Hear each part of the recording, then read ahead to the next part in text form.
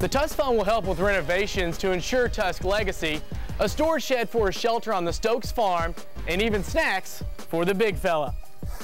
This Bentonville offense has gone through no changes this season, and it's hard to believe it's been 100 years since the University of Arkansas adopted the Razorback as their mascot. I hope their hard work will pay off in a city coincidentally known as The Rock. He's working hard in practice, he's improving his technique and showing great recovery ability. With a new physique and certainly new fashion, John Daly's looking to bring back his old play which brought him to prominence on the PGA Tour.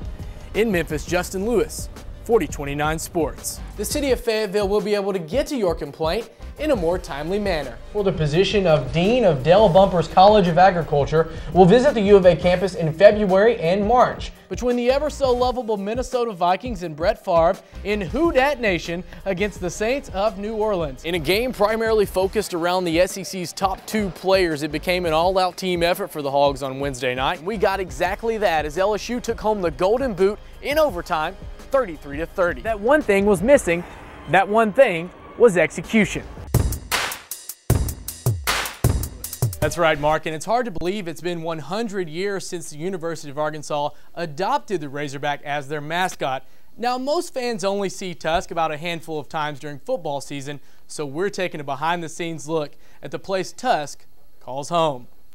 Buried deep in Dardanelle, Arkansas, on the Stokes family farm, lies Arkansans' favorite pet, Tusk. So a lot of people ask us, well, do you own Tusk? And I tell them, I said, no, I do not own Tusk. Every Razorback fan everywhere in the world owns a piece of him. I just have the privilege and the honor to take care of him. Keith Stokes, along with wife Julie, son Chip, and daughter Abby, care for the 500-pound Razorback and have been doing so since the first Tusk.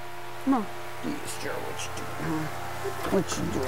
Back in about '94, I was president of the Arkansas Pork Producers Association, and I was approached by David Basil because he said in his days we just had an old farm hog, so he wanted a real live one. So we found one in Greenbrier, Arkansas, and that's the start of the Tusk lineage. He may look like your ordinary farm animal, but the Stokes understand he's way more than just a pet. Well, he is basically a member of our family. He is a celebrity. He is a superstar. He's more than a pet. He is a member of the family, and we're just tickled pink to have this opportunity to do this. The Tusk Fund will help with renovations to ensure Tusk legacy, a storage shed for a shelter on the Stokes farm, and even snacks for the big fella. Our ultimate goal is to have a live animal out in the field, and the only way we can do that is to start with a young animal, training and bringing him up to that point. And this is our what's eventually going to become our indoor workout area, and what we're going to do is we're going to take everything you see here out, we're going to put a new ceiling in, we're going to wall up these side walls, and then we will put some exhaust fans at the end so that we can then tunnel the whole, air condition the whole building by coming through here. Then this, and we'll also heat it, and this will become our indoor workout area. So that January or any time we can put them in a harness and work them out in here. And that's our ultimate goal, and that's what the Tusk Trust is all about. He's the mantelpiece of their house, the center of their life, and a blast of excitement during Razorback games. The hair just raises on the back of your neck when you've got 65 cheerleaders on top of that trailer and you go rolling into that stadium and everybody starts calling the Hogs and everything. I mean, man, it just really pumps you up. And I said the first thing you got to remember is they're not cheering for me, they're cheering for that 500-pound hog I have in that trailer behind me. And being on the Stokes farm is exciting to see some of the projects the Tusk Fund will support. And a reminder to fans, you can contribute to the Tusk Fund by visiting ArkansasRazorbacks.com.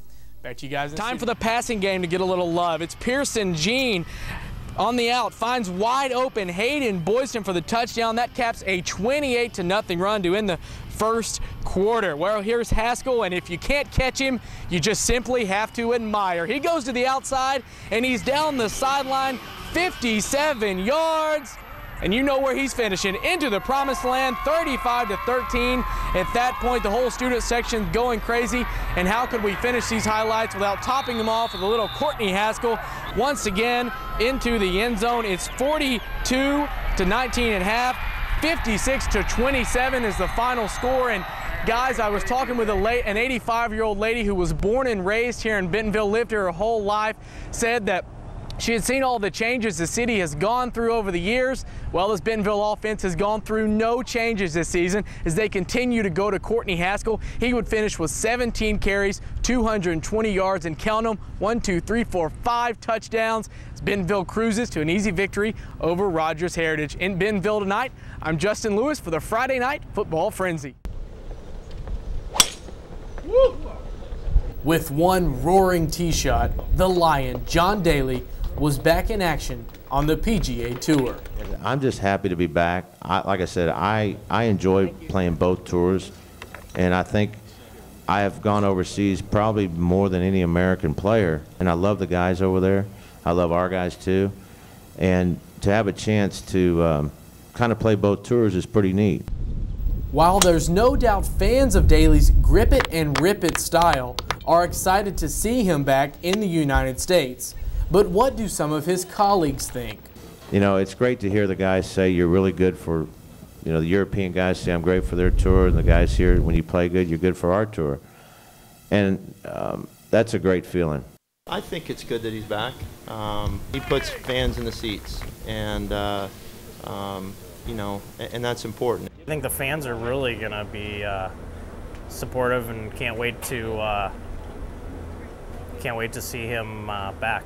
I think the PGA Tour is welcoming John back 100%. It's important that a player be given an opportunity to compete in America, where the best golfers in the world play, and John's certainly one of the best golfers in the world, so we're excited to have him back. Within his return this week at the St. Jude Classic in Memphis, John also brings 2 additional aspects to the table that won't go unnoticed. It's not from working out, I promise you, but no, I cheated. I had a thing called lap band surgery. I weighed in last week at 219, so I've lost 61 pounds in 3.5 months.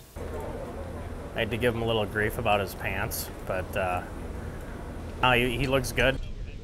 First impression was, wow, they are loud and they're bright, but you know, they feel comfortable, and they're good quality pants. And you know, you go back in the 60s, 70s, and 80s, it's not a lot different than what those guys wore. With a new physique and certainly new fashion, John Daly is looking to bring back his old play, which brought him to prominence on the PGA Tour. In Memphis, Justin Lewis, 4029 Sports.